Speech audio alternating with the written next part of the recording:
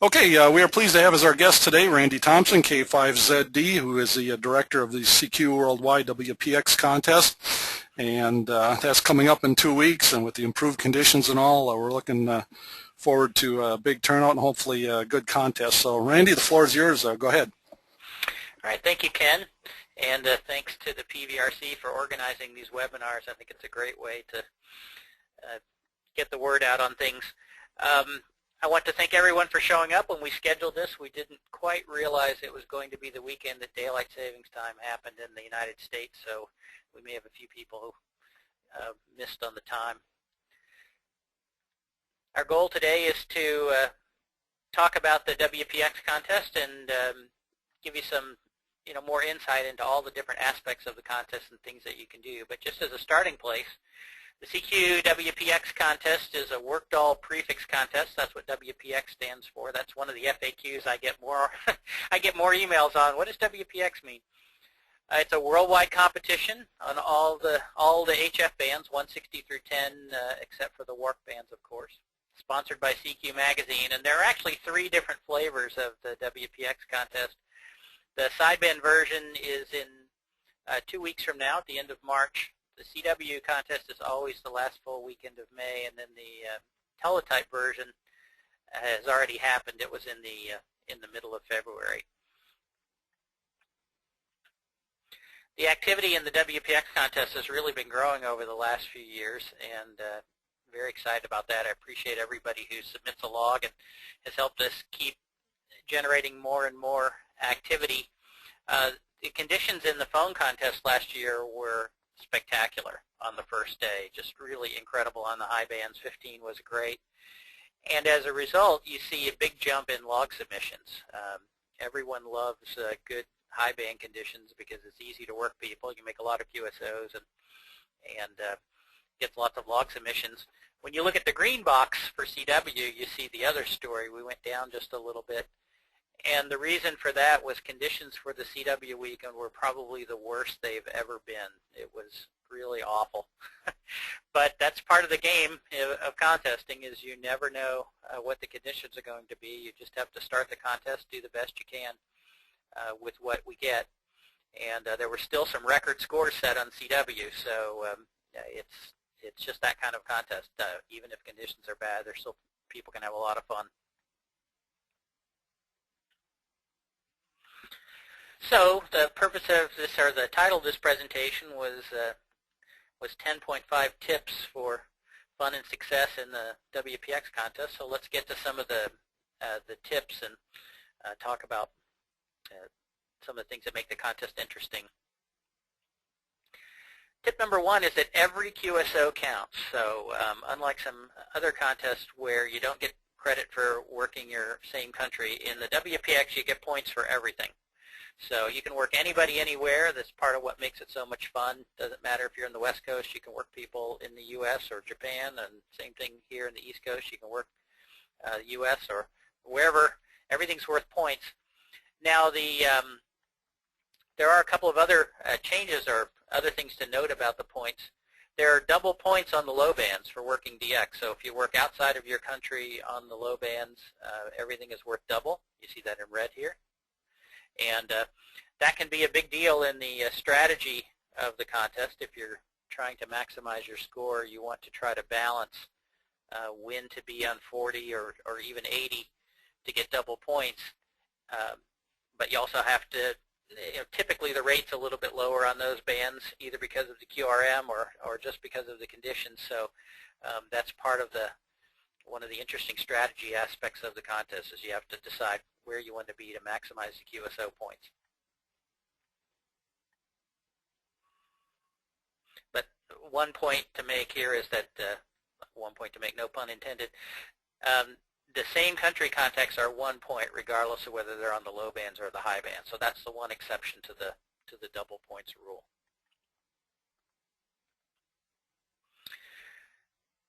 The thing that makes the WPX contest really interesting is the way the multipliers are calculated. And multipliers are everywhere in this contest. Your multiplier is the total number of call sign prefixes that you work across all the bands. So you only count a prefix multiplier once if you're on all bands. And one of the big questions that I often get is, what's a prefix? The rules have a very long section in them describing exactly how prefixes are calculated, but just to do a couple of quick examples here. A prefix is the letters and numbers which form the beginning of the call sign. So W3XYZ, it's very simple. It's W3.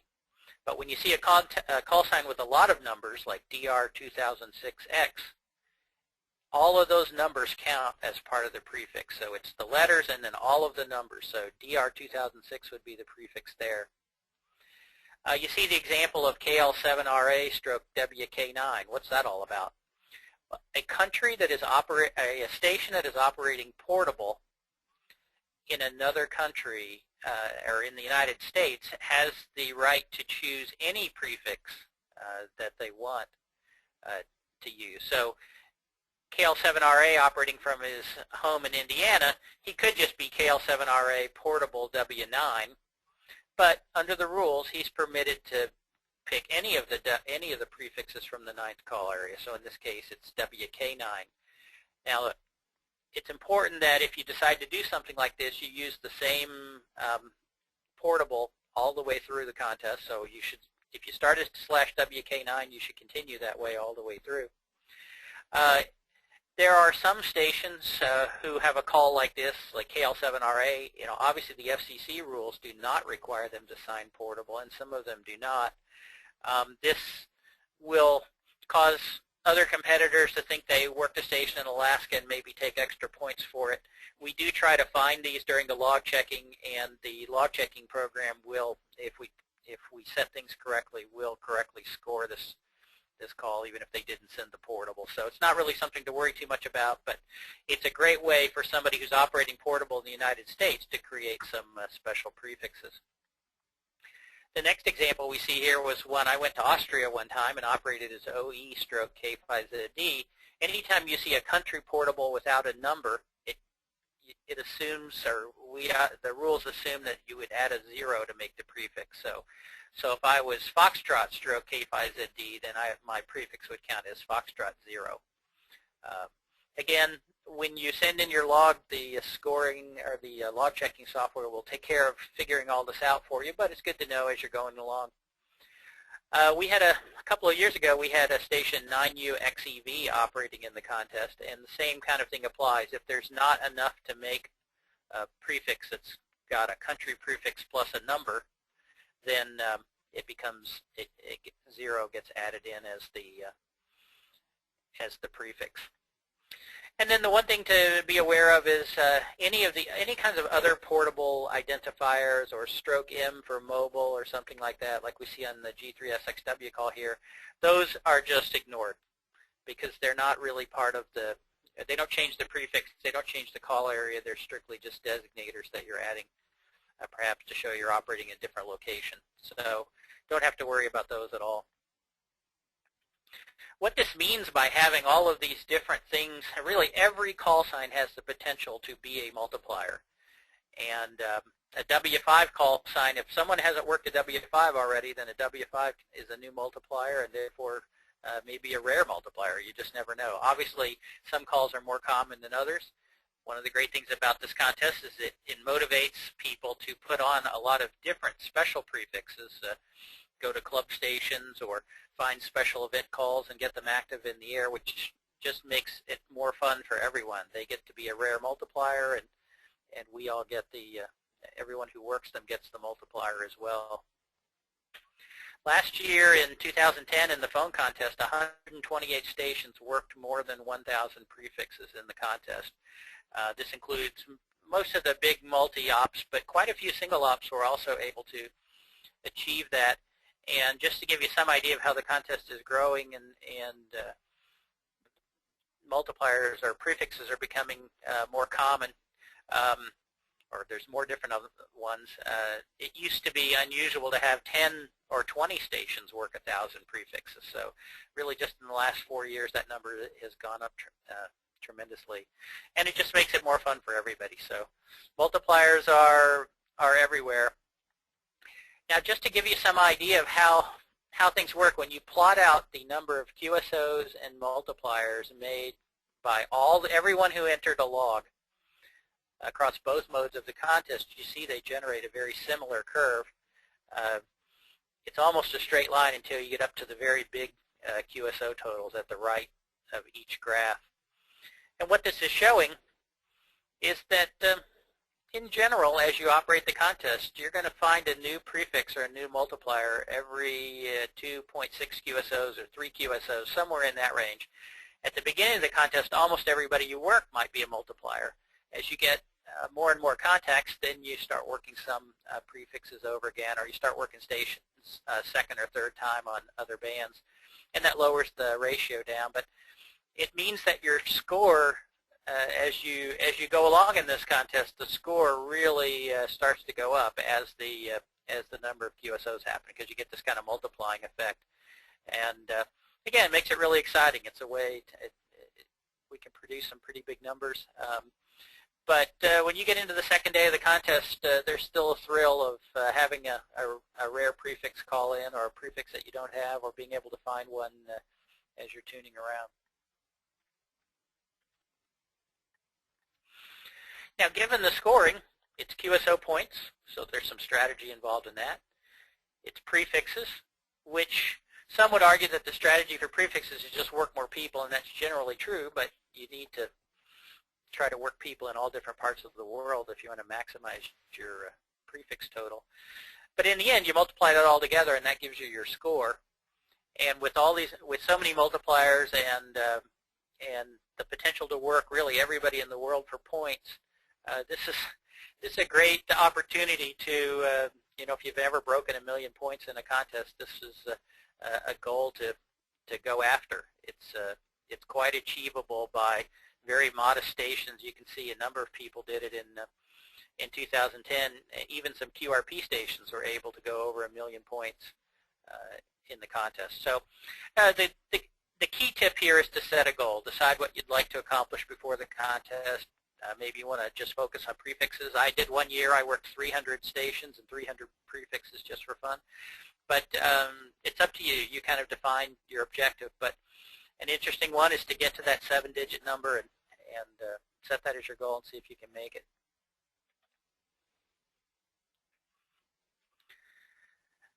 One of the fun things about the WPX contest is it has a lot of categories, and so that gives you all kinds of flexibility or freedom to pick either what you like from an operating standpoint, or something that fits your station or your personal situation for that weekend. It's up to you. For the single operator categories, for single op all bands and single band, we have high power, low power, and QRP categories. For the assisted categories, where assisted, the definition of assisted means that you're using help either from the DX cluster or skimmer or some other means to get frequency and call sign information to help you find stations to work. So if you're in the assisted category, there is no QRP category. It's just high and low power. But inside of both of those, there are the all-band categories and also all the single-band categories. So you can do single-band 40 meters low power if you want. You can do single-band 15 meters assisted high power or low power, for example. So lots of category options to choose what you enjoy. We also have 2 overlay categories, which I'm going to talk about more in a minute. But this is kind of a completely separate competition. So think of them as almost two completely extra categories that can be added on. And then, of course, we have multi-single, multi-two, and multi-multi, and pretty good activity in all 3 of those. In the end, there are 64 different categories per region, so you can find something that will keep you happy or give you a goal to shoot for. Now, let's talk about the overlay categories. With the overlay categories, they operate as a separate contest within a contest. That means that you first submit when you submit your log, it's submitted and you're in the WPX contest and all the normal categories that we saw before. But you also have the option of adding one line to your log file and entering one of the overlay categories. And these overlay categories have a completely separate competition and standings and certificates from the regular contest, but they're all carried in the same results. The first overlay category is the rookie category, and the rookie category overlay category is for anyone who has been licensed for less than 3 years, and this is the operator has been licensed less than 3 years. Doesn't matter. So if a new ham goes to another station and operates, if they're single operator, they're the operator, and therefore they are the ones who are eligible for the rookie category. We have generally interesting competition in the rookie category in the WPX phone contest.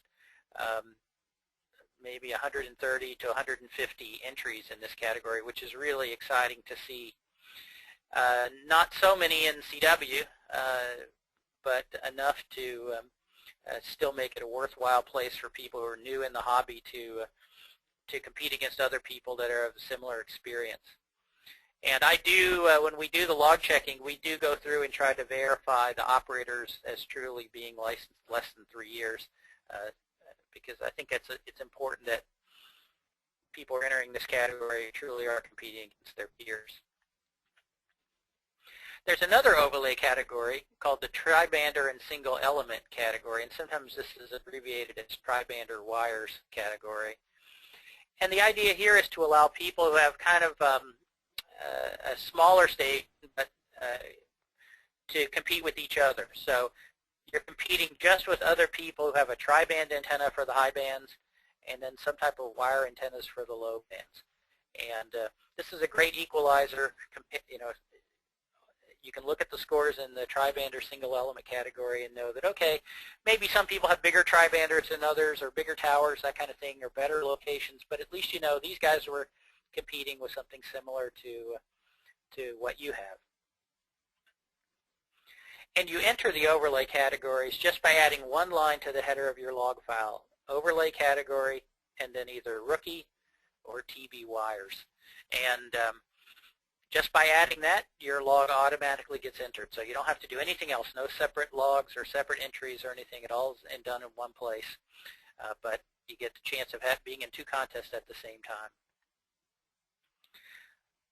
I do get a lot of questions about the definition of the tri-bander single element category, and we've tried to keep the rules as simple as possible, and yet you know, there's so many different kinds of antennas in the world and so many different situations that it helps to maybe have some examples of what the intent was, and then we'll help you evaluate whether your situation fits.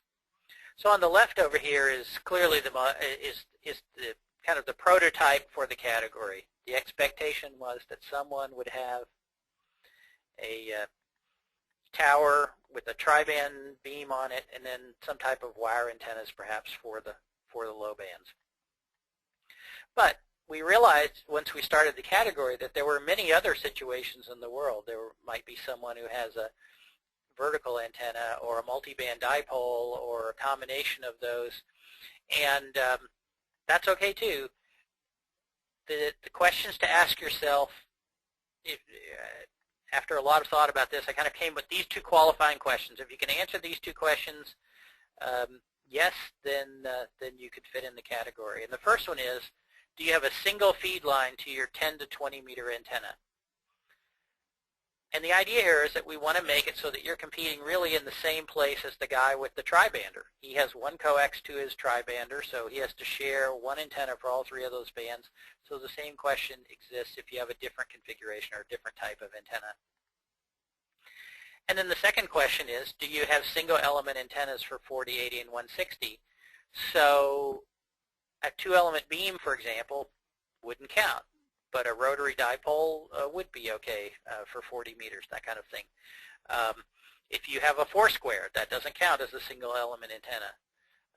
or if you have some type of phased array that would not, even though it's made of wires, that wouldn't necessarily count as a single element antenna for the low band. So the idea here is this is a fun category, and we want to keep people competing the same as much as possible.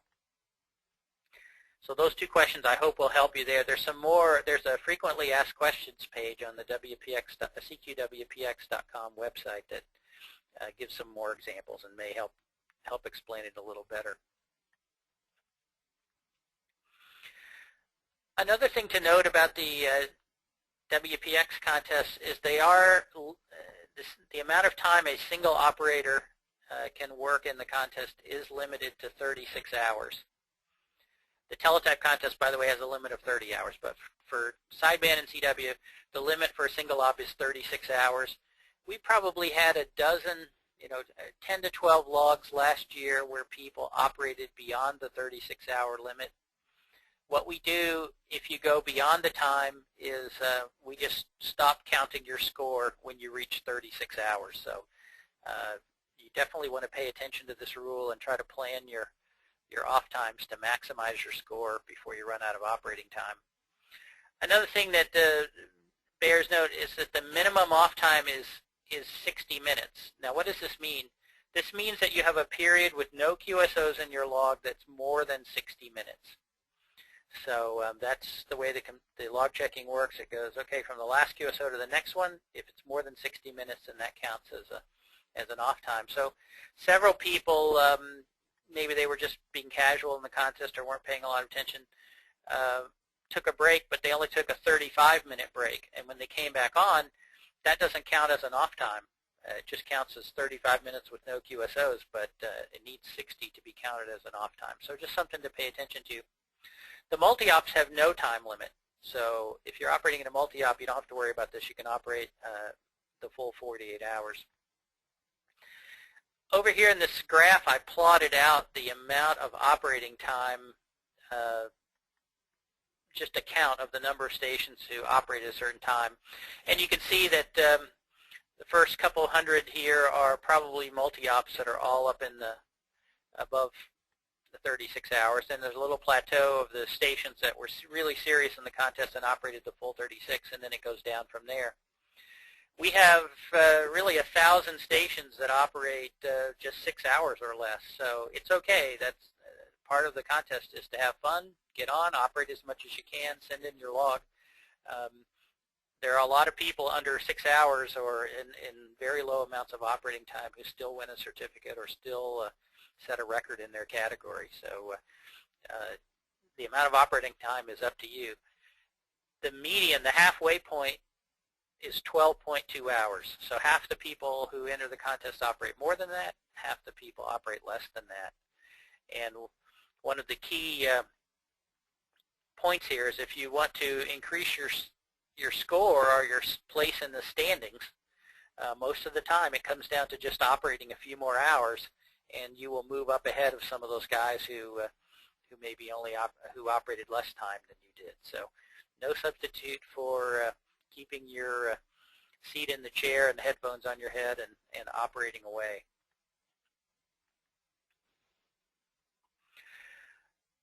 Because the WPX contest has so many categories, what do we say, 64 categories per region, well, every one of those categories is a potential for winning a certificate.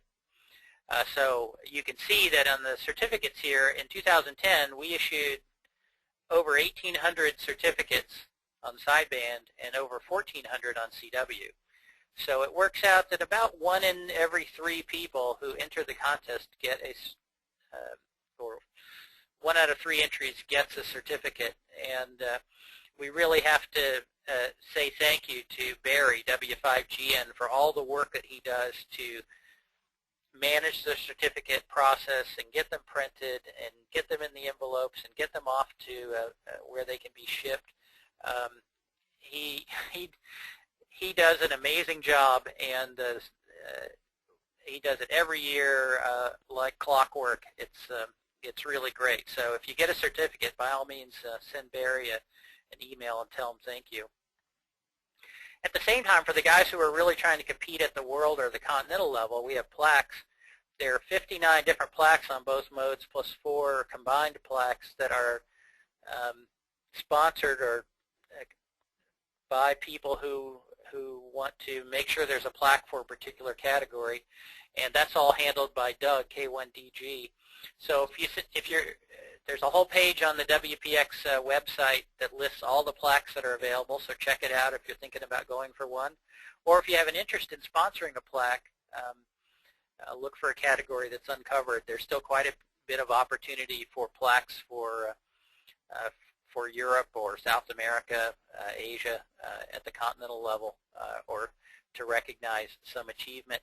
And a number of the plaques are sponsored in memoriam. So to remember someone, maybe your Elmer or a famous contester that was in your club, this is a great way to keep their name visible. Now, for people who don't win a printed certificate or win a plaque, there's another way that you can still get something for your wall from operating in the WPX contest. If you go to the website, there's a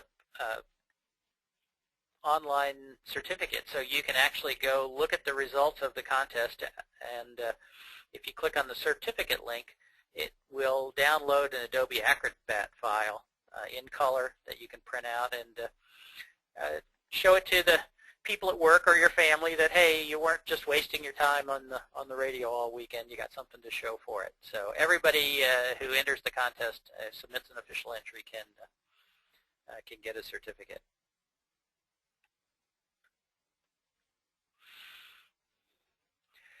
Now, one of the projects that we did last year was, through the help of a lot of volunteers, went back and typed in all of the WPX contest results since 1975 for both modes, sideband and CW.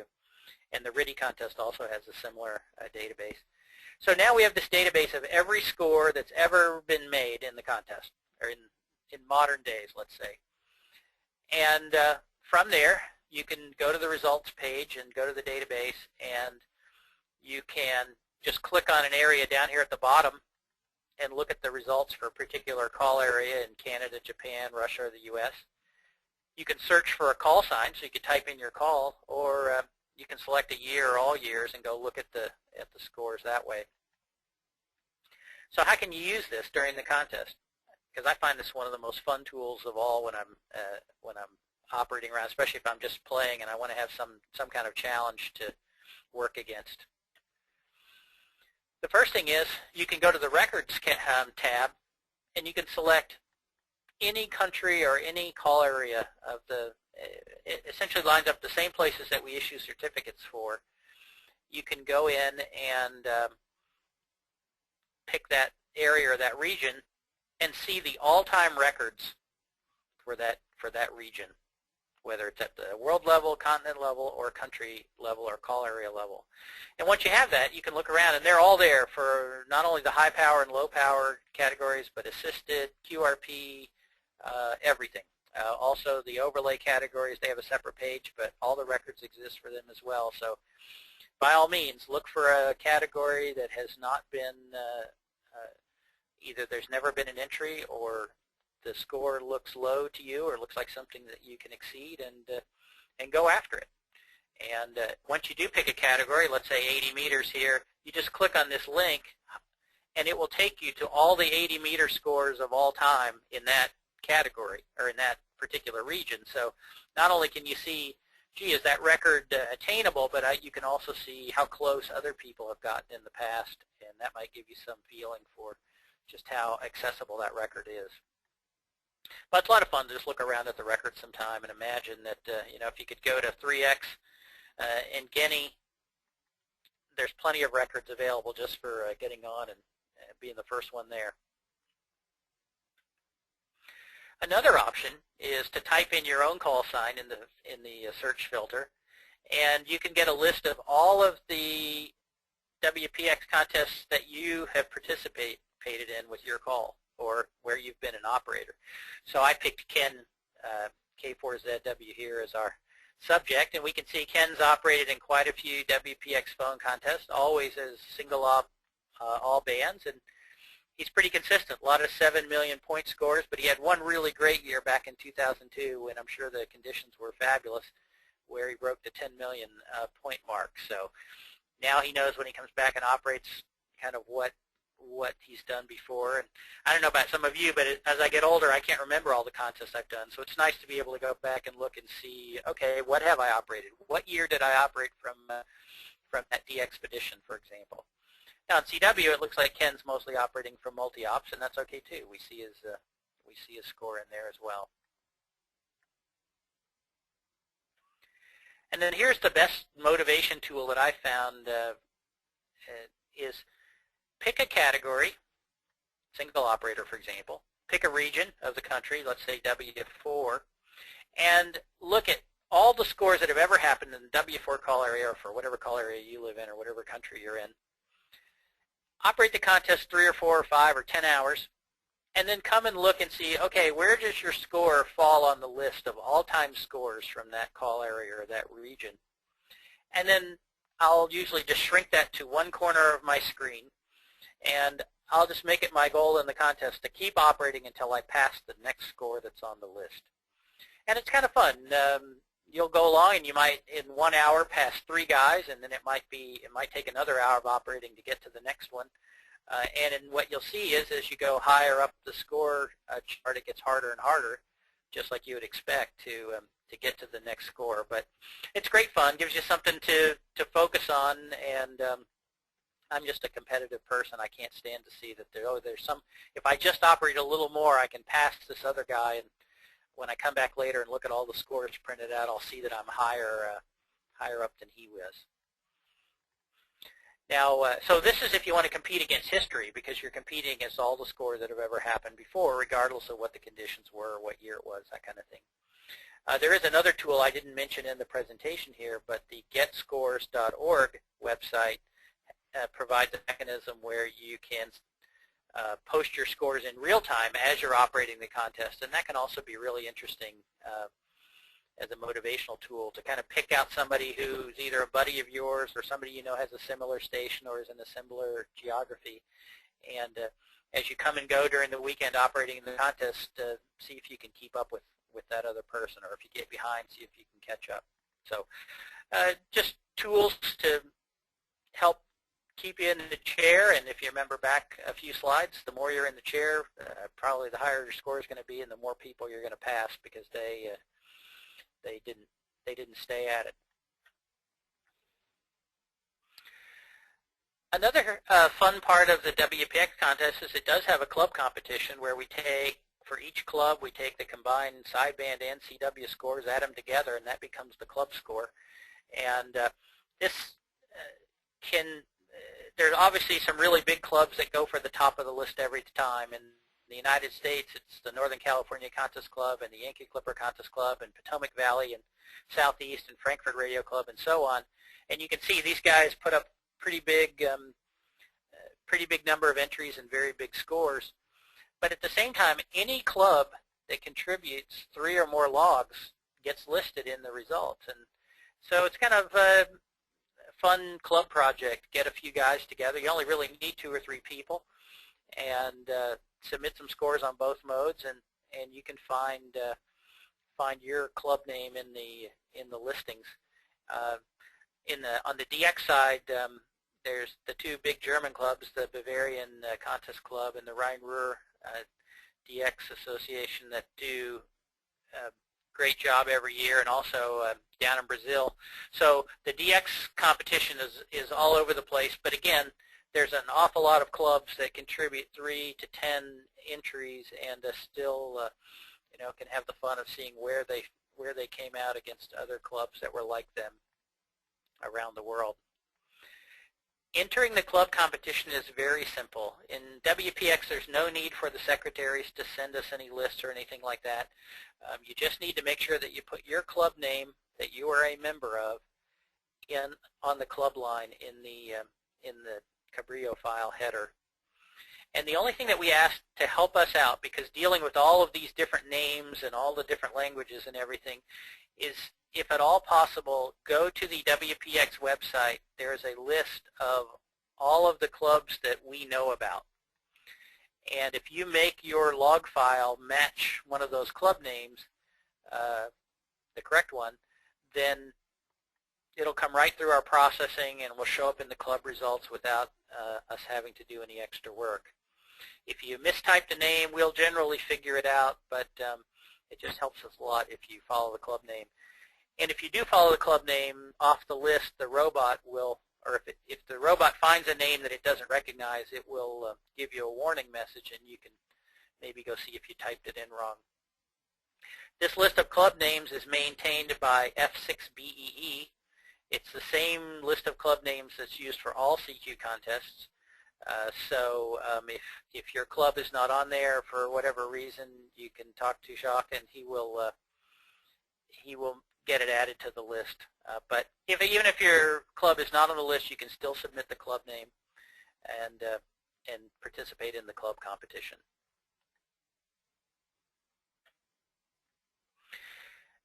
Number 10 here is really a challenge to you as an operator. One of the purposes of contesting, in addition to collecting countries or prefixes or points or victories, a big purpose of contesting is to give us a place to practice and improve our operating skills. It's like any other skill. It takes practice, it takes time, it takes learning to get really good at it, and that's what contests are for. So operate the contest, log what you work, log the serial numbers that you copy, submit your log, and then to help you be able to evaluate your performance and how you did, we send a log checking report out to every participant who submits a log. So everybody should have received over the last 2 months an email that gave a link to where they could download their log checking report from the CQWPX.com website.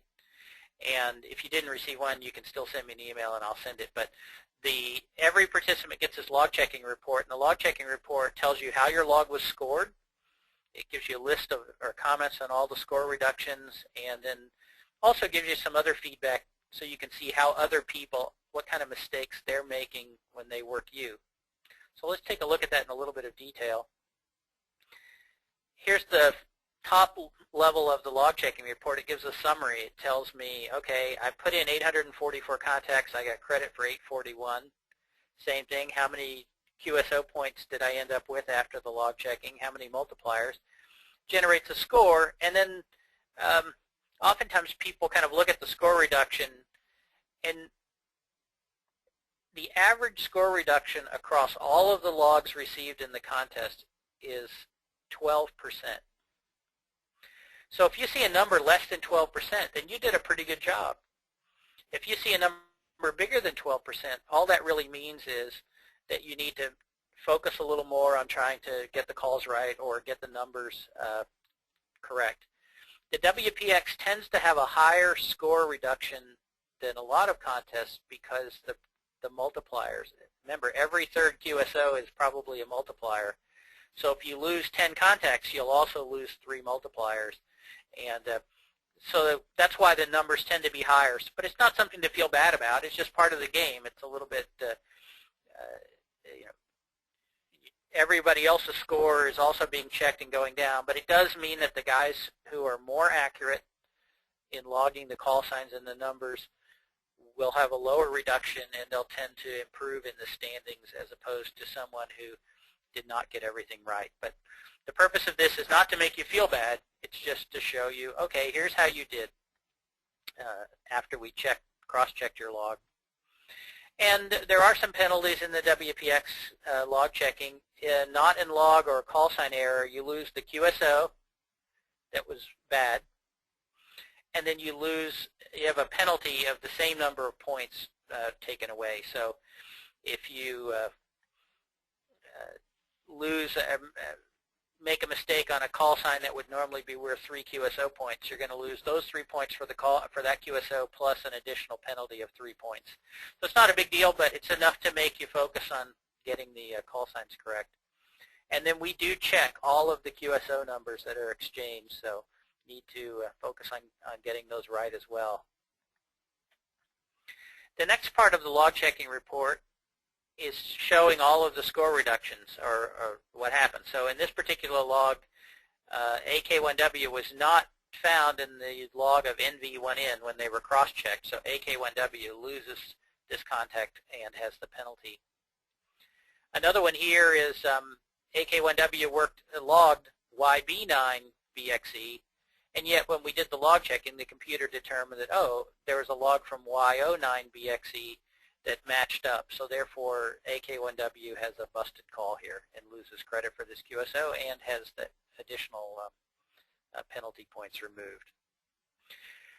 Now there are two cases here where AK1W copied the serial numbers correctly, and you can see they're very small errors, but they matter. So copied a 3 instead of a 2 and copied an 8 instead of a 3. Again, a small thing, but it means you lose those contacts because the numbers were not correct. So I've got to really focus on those. This next section about unique calls worked, notice the keywords here, they're not removed. So all that tells us that here are some calls that you worked that no one else, that's why it's called a unique, no one else in the contest who submitted a log had those calls in their log. Now in this case, 2 of these guys gave number 1, so perhaps they're people who just tuned into the contest, made one contact, and then went away. But our experience shows that most of the time, more than 50%, and I suspect it's probably closer to 80% in reality, 80% of the time, these unique calls are actually call sign copying errors. It's just that we don't have a way to validate them in the log checking process. So we see something like G7RVC giving a number like 631 and it's a unique. Chances are pretty good that's a busted call, but the computer couldn't determine who was actually worked. And it could be the guy actually gave number 631. There's just no way to tell. But these calls are not removed, so you still get credit for them. They're just here to help give you some information or some feedback that maybe these are mistakes. And then loss multipliers just shows that, okay, because of the mistake at LU4WG, a multiplier was lost. The last part of the log checking report is really just for your information. It's to help you understand when people are working you, what kind of mistakes are they making. And this may help you realize that you are not saying a number correctly, or the way that you're sending something is not being heard the way you expect. But when you look at most of these, they're one number, they're generally one number off. So it's just a case of someone just didn't quite copy everything correctly. It happens. As we've seen, across the average of everyone, there's a 12% score reduction. So everyone has mistakes. In the WPX write-up that shows up in CQ magazine each year, one of the things I do list are the stations who are the most accurate. So the stations who can make the most contacts without having any errors. And it is possible.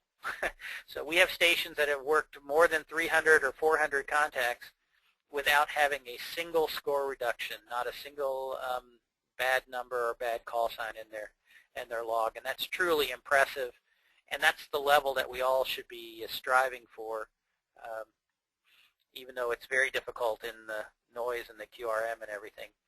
And then to me, one of the most interesting parts of the report is how are people copying my call sign? What kind of mistakes are they making in the log? So in this case, somebody copied AK1Q when really, what happened here? I lost. Okay, so you might want to look at this and try to decide how, if you see a lot of mistakes of the same kind, are you sending your call correctly, or is there a different phonetic that you could use that would help make it easier for people to understand?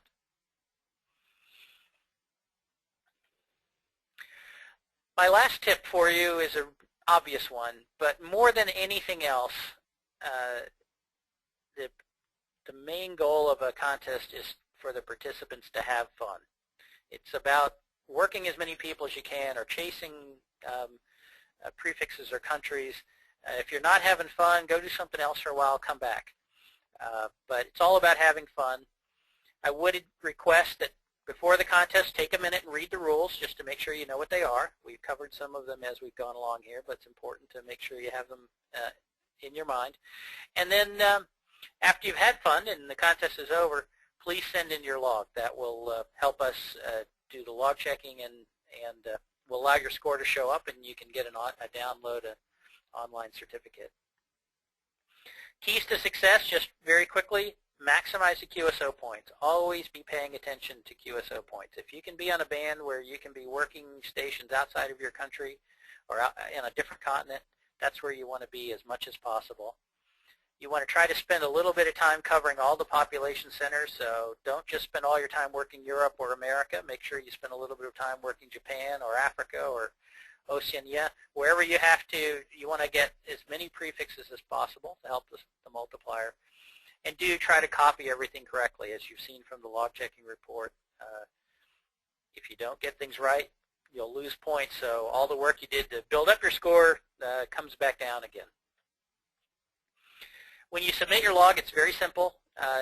We have built a brand new web page on the CQWPX site called Log Check, where you can go there and upload your log, and it will actually check that all the formatting and everything is correct, and it will show you the errors right there on the screen. So if you've been frustrated in the past with emailing your log to the robot and then getting back some cryptic messages and then trying to figure out what's going on, you can use the Log Check web page. It will check your log, and when it gets all the way through and you've corrected everything so there's no errors, it has a button where it will go ahead and email your log into the robot for you. So in one place you can do everything. I'd really urge everyone to try that. I got a lot of help from LZ2FQ to put that together, and we're just trying to find ways to make it easier and easier for people to submit their log accurately. You can still use the email method to send your log in. The details are all on the website, so I suggest that you go there to read that.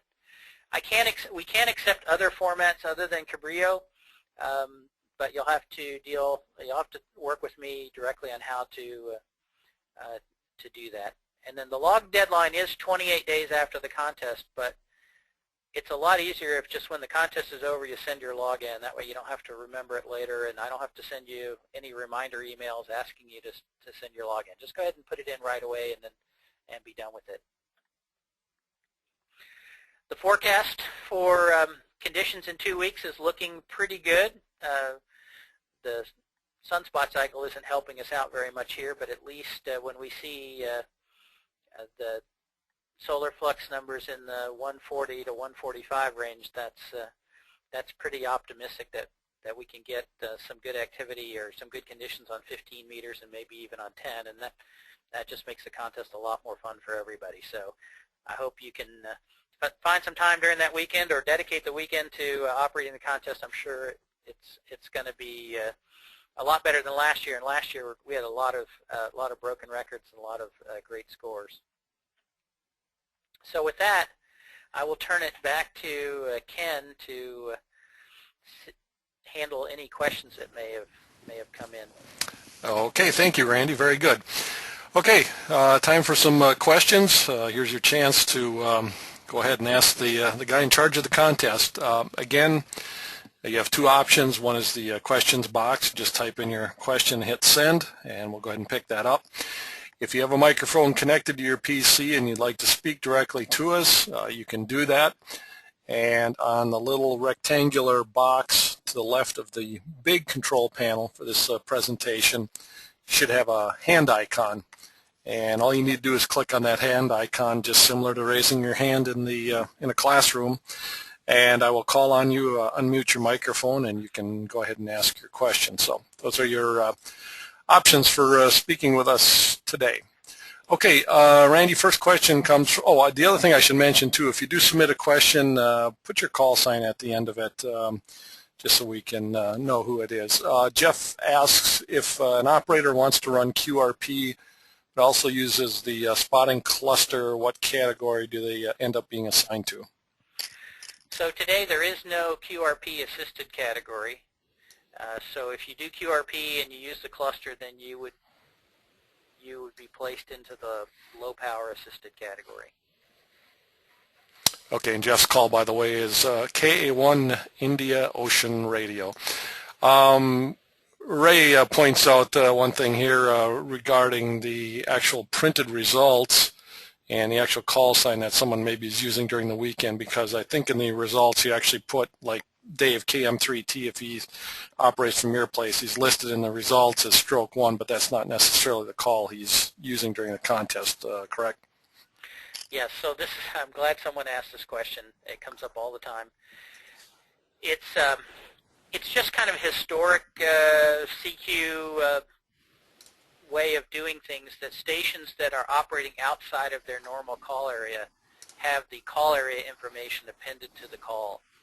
And so we've continued that. I realize that wasn't that may not have been the call that you used in the contest, but it's an easy way for people who are looking at the results or perhaps looking at the online results can immediately see, oh, okay, this station was operating in a different call area than their call. So when I operate as k5zdw in any of the CQ contests, my score will show up as k5zdw stroke 1, even though I never say the portable 1 during the contest.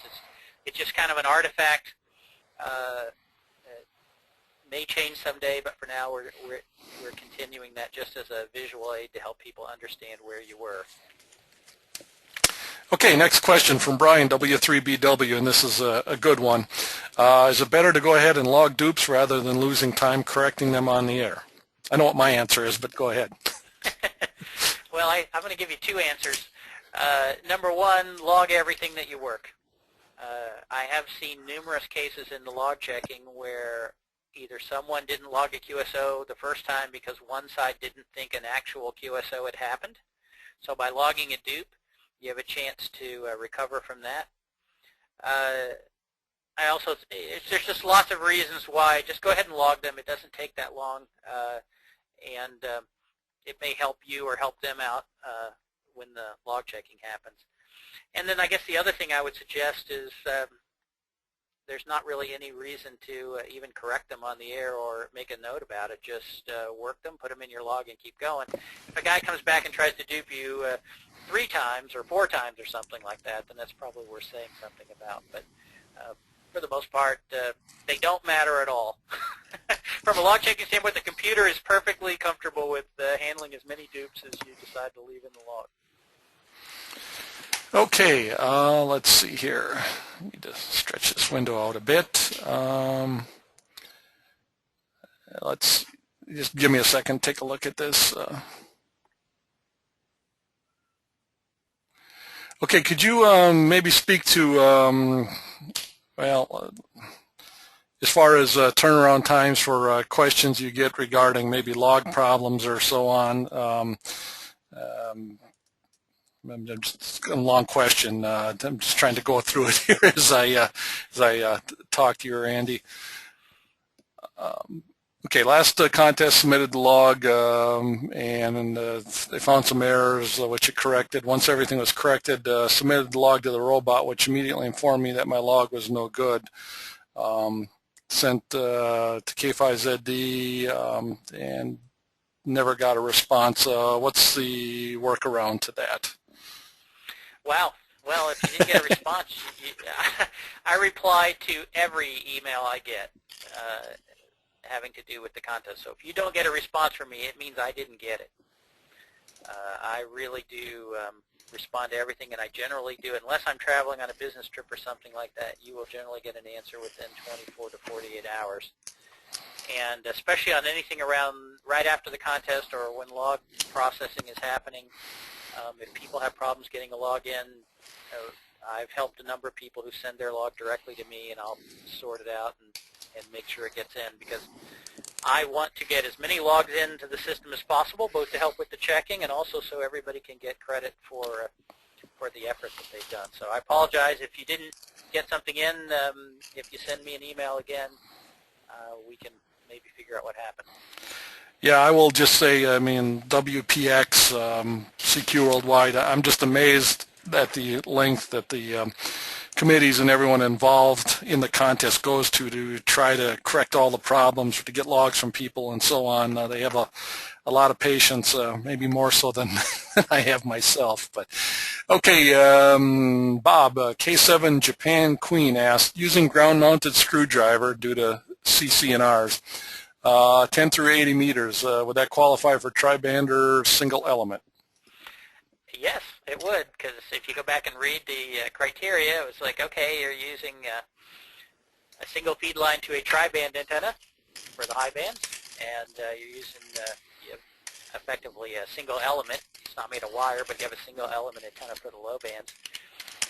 So sure. Okay.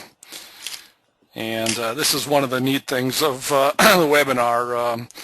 Abdallah JY5CC says, thanks Ken and Randy for the presentation. So glad to have someone from Jordan checking in. He was the winner of the rookie category in the phone contest last year. Oh, so, wonderful. We're looking for big things from him from this year. Okay, next one from Kazoo JK3 Golf Alpha Delta. Thanks for the nice presentation, Randy. My question is that in club competition, if you participate single band but have some QSO on other band, score for club competition includes other band QSO and CQ Worldwide Contest. Is it the same for the WPX? So I guess this is more for the single band. Maybe if you submit multiple single band logs. No, it's okay. I understand. Okay. So in the CQ Worldwide Contest, you can submit your official log as a single band, 15 meters, for example, single band entry, and yet you can show all the QSOs that you made on other bands and include those in your log. And the CQ committee will go through and they'll use your all band score for the club. That is not true in the WPX contest. We just don't have enough hours in the day to figure it all out. So for the club score, the score that the entry that you officially enter or submit. So if it's a single band, it's a single band score. That's what goes to the club total. And it would be nice to be able to do it the way the Worldwide does, but I just don't have I don't have an easy way to do that. Okay, next one comes from Jose EA5 Delta Fox Victor. Concerned about the excess of uniques in DX stations. Do you have some special checking for the logs? Many thanks for the nice presentation and the nice contest. So a big part of the log checking is about uniques. One of the things that I get for every entry in the contest is a report that shows me how many busted calls they had, how many bad exchanges, how many unique QSOs were made, how many errors they caused in other logs.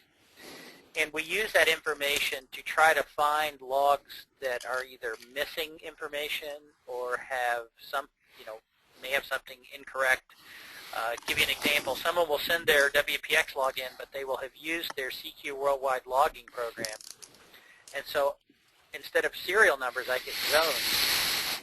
So that's a place where a report would show me that this station was causing a lot of errors and had a big score reduction, and I would realize that with the mistake they'd made, and I could work with them to try to solve that.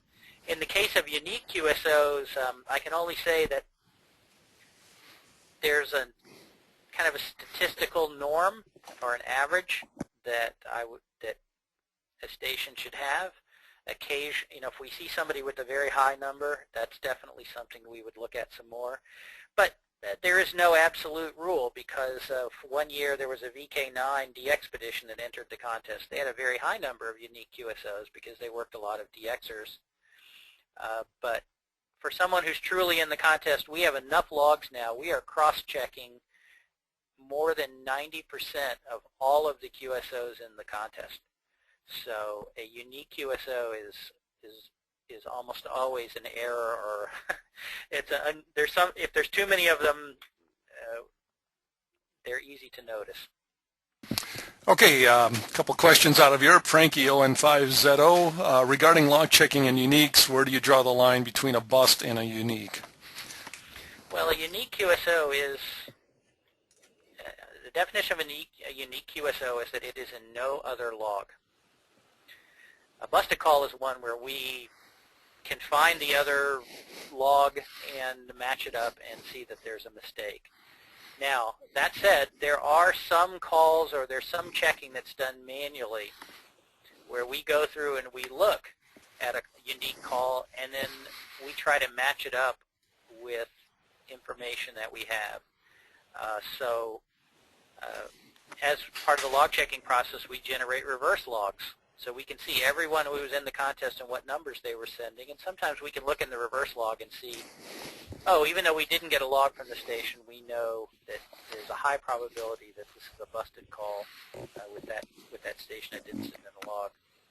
Another example is we use the FCC call sign database. So if you work a USA call that has not been licensed or not been issued, that's an example of something that may be a unique that will be busted, even though we won't have another log for it. So there's quite a bit of work done to try to make the results and the log checking as accurate as possible, but there's nothing that says we will get everything perfectly or that we will find all of the errors. Okay, one more question here from HB9 Charlie Papa Sugar. If I enter single band, make one or two QSOs on another band, does this automatically place me in the all bands category, or can I stay in single band? This is a very good question. I'm glad you asked. The answer is no. It does not automatically put you in this all band category. The category you are in is the category that your log declares you to be in. So in the Cabrillo header, when you fill out the category, if you put 15-meter single band, even if you make QSOs on other bands, you will be scored as a single band 15-meter entry. But we still want all those other QSOs on the other bands because it helps us with the log checking. Now, if you only make QSOs on one band, then we will automatically put you in a single band category. So hope that's not confusing, but you can operate all bands and declare to be single band, that's fine. If you only operate one band, we will put you in the single band. Okay, very good. Well, that's the end of the questions, and we're at the top of the hour. So, Randy, I don't know if you have anything else. I'll take the presentation roll back here and close it up, but any final comments you want to make or add? No, I want to thank everyone who took the time this afternoon to join, or anyone who chooses to watch this on the replay. I look forward to seeing everyone in the sideband and CW contests in the coming months. And if you really want to keep up with what's going on, the Facebook page is a great place. I'm always, as I run into various things or want to make little announcements to point out changes, I always post them on the Facebook page. So join our fan page there and follow along. But thank you, everyone. Okay, well, thank you, Randy, for taking the time to put together the presentation. I think it's a great chance for the general contest population to be able to hear directly from the person running the contest and have a little bit of an exchange. At the moment, I don't have any other webinars planned. I'm definitely working on some stuff, but nothing confirmed, so I don't have anything else to pass along as far as upcoming webinars, but you will see announcements go out, and you can always keep an eye on the PVRC webpage. And as I mentioned earlier, this event was recorded and will be posted to the PVRC webpage. So, you know, do us a favor, pass the word. If anyone missed the presentation, let them know about it. And I'd love to have them join us next time, or there's a whole bunch of recorded webinars that they can listen to. But appreciate you passing the word.